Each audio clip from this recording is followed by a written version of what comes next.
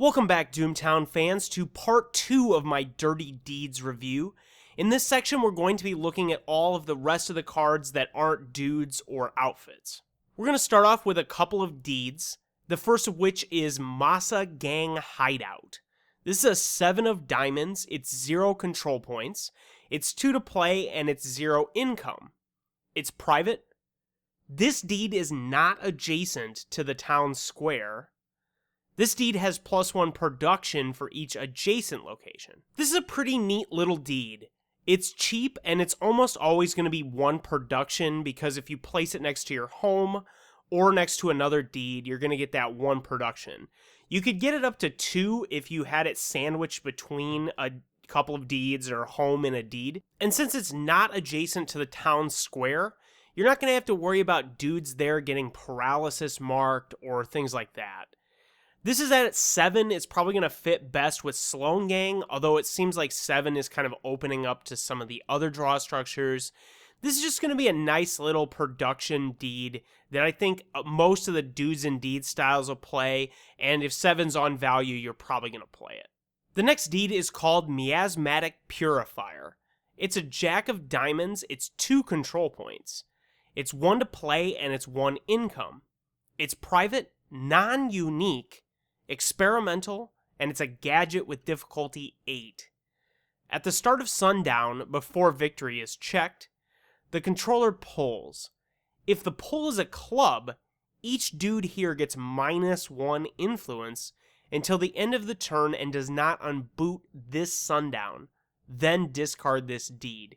Like I've talked about in the last couple of videos, I think that the gadget clubless style is really coming of its own, and I'm not sure the player base is totally adjusted to that. There's definitely a real deck out there now that goes totally clubless and plays a really heavy gadget equipment style. This is going to be a great card for that deck. You're going to get 2 control points for 1 cost. Playing like a couple of these, since they're non-unique, playing a couple of these in a turn could just be the end of the game.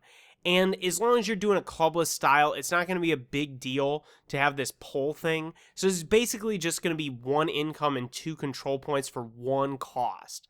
That's really strong. I don't think this is really going to see any play outside of that context, but it's definitely really strong for the clubless gadget decks.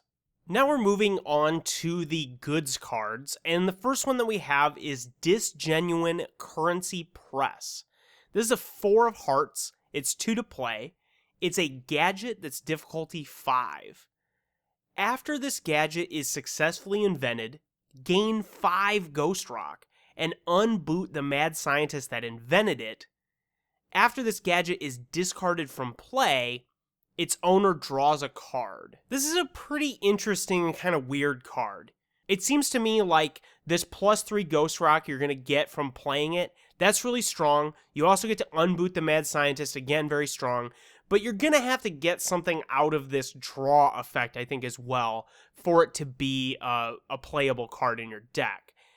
The only thing that I can come up with as an easy, consistent way to discard this so that you can get the card out of it is Eustace True, who I don't think has really seen a whole lot of play.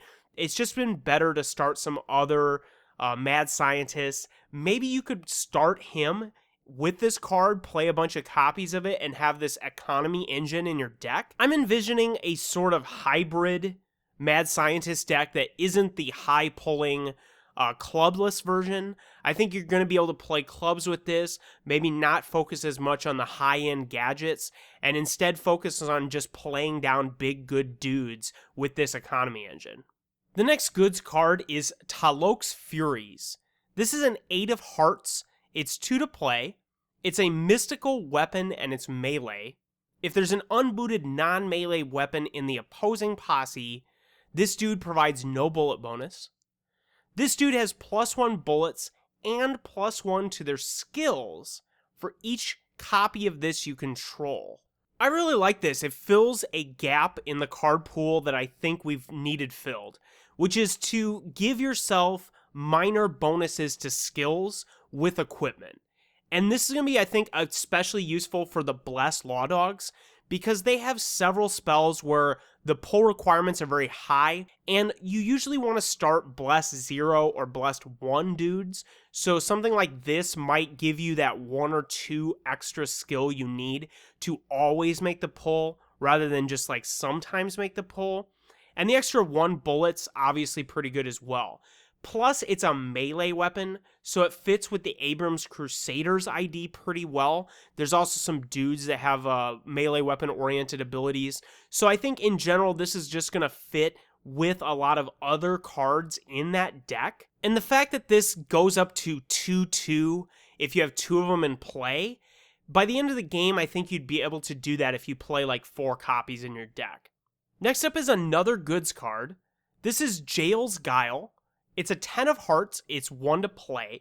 Mystical weapon melee, just like the last one we looked at. Cheat and resolution boot.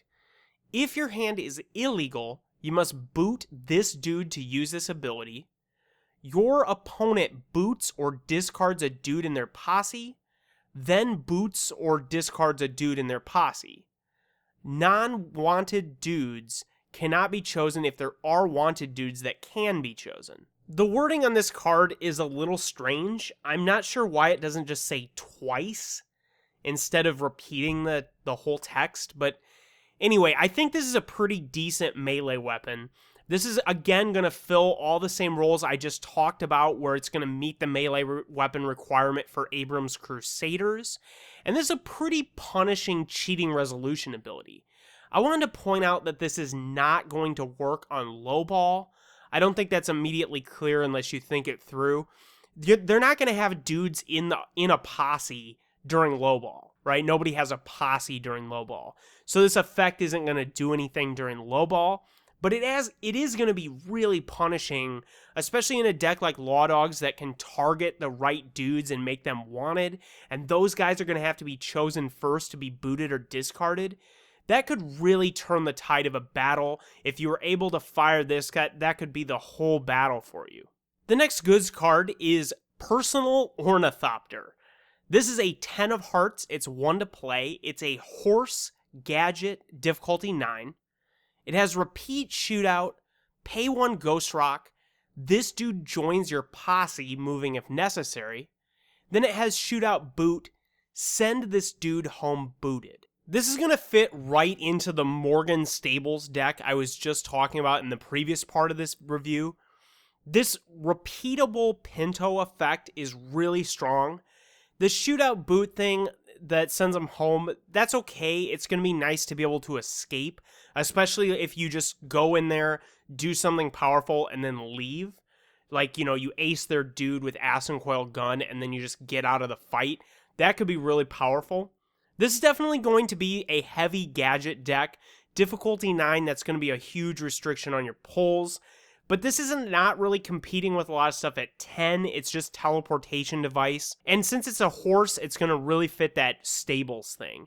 It's going to be free to play in that deck. I don't really see it seeing a ton of play outside of that context, because I think that the sort of pseudo Shadow Walk effect is going to make this card way more powerful than it's going to be in other gadget decks. But this is just a great addition as a new horse gadget. I think this is really going to see some play. Now we're getting to the action cards, and the first one that we have is Hustled. This is an ace of clubs, it's 0 to play, it's noon. Boot your grifter and increase their bounty by 1 to gain 2 ghost rock.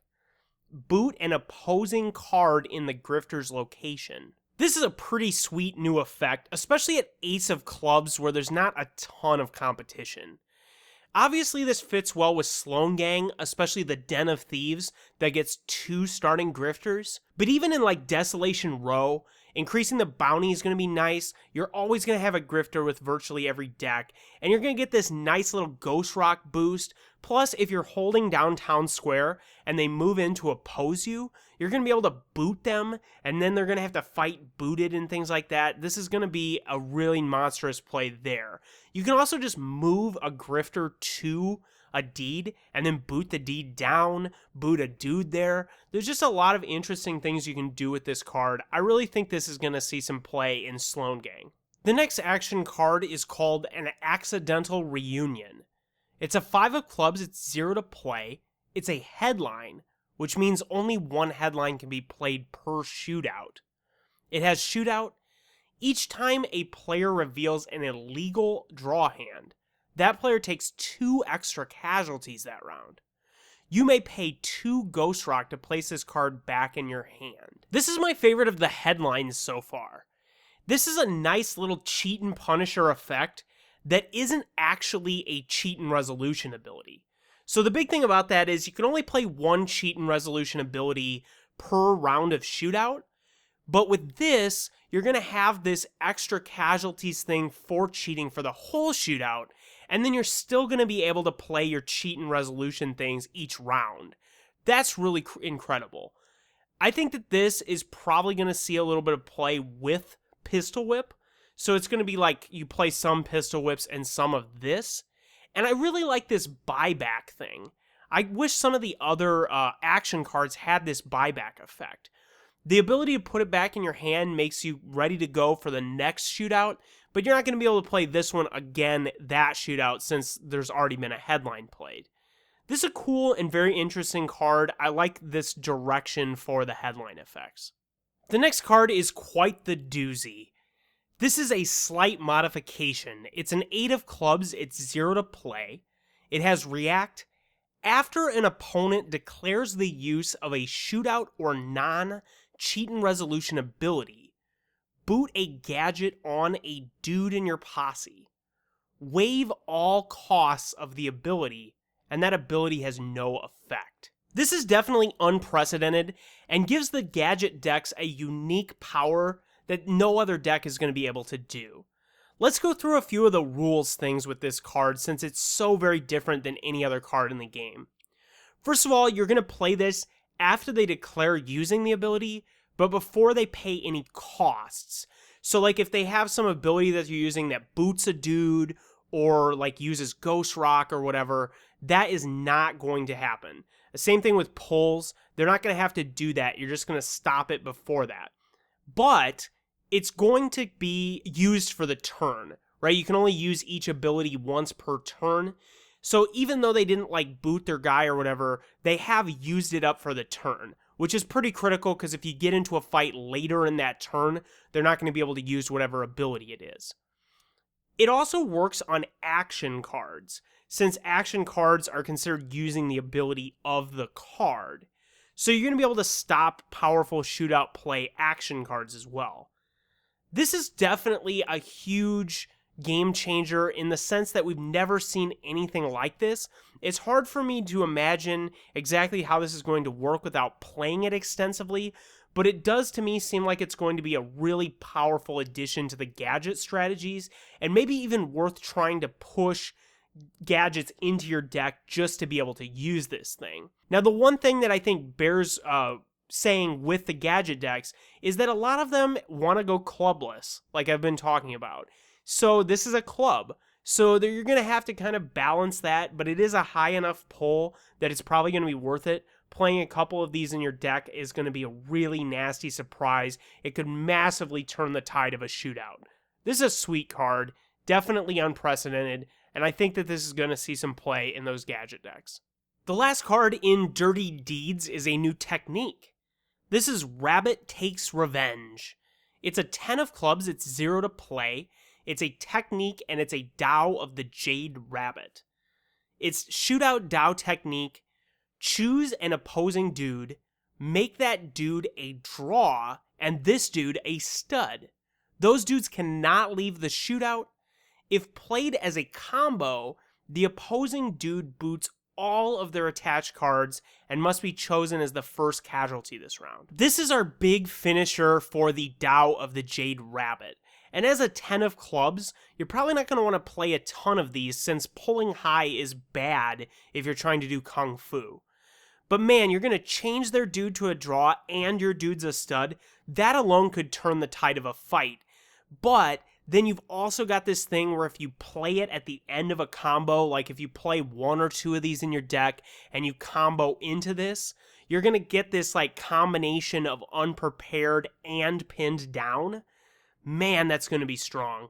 So this obviously is only going to fit in the Kung Fu decks, and it's only going to fit, I think, if you're comboing into it with other Jade Rabbit cards.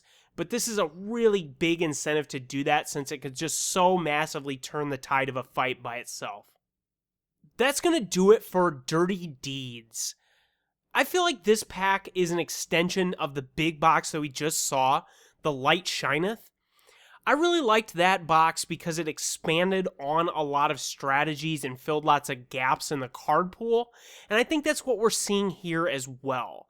The dudes section I think is a little underwhelming, though there's definitely some playables. I definitely think part 2 of this review had a lot more playables, although most of them are only in very specific contexts. And I think that's a theme that we're seeing in the last few releases, is lots of narrow use cards that fit in specific decks and specific strategies. And I really like that kind of thing. One of my favorite things about card design are really tricky to use cards that have big payout, and we have quite a few of those in this pack. Thanks for watching this video. If you liked it, please subscribe and push the button that looks like a thumbs up, and I'll see you again for some more Doomtown stuff.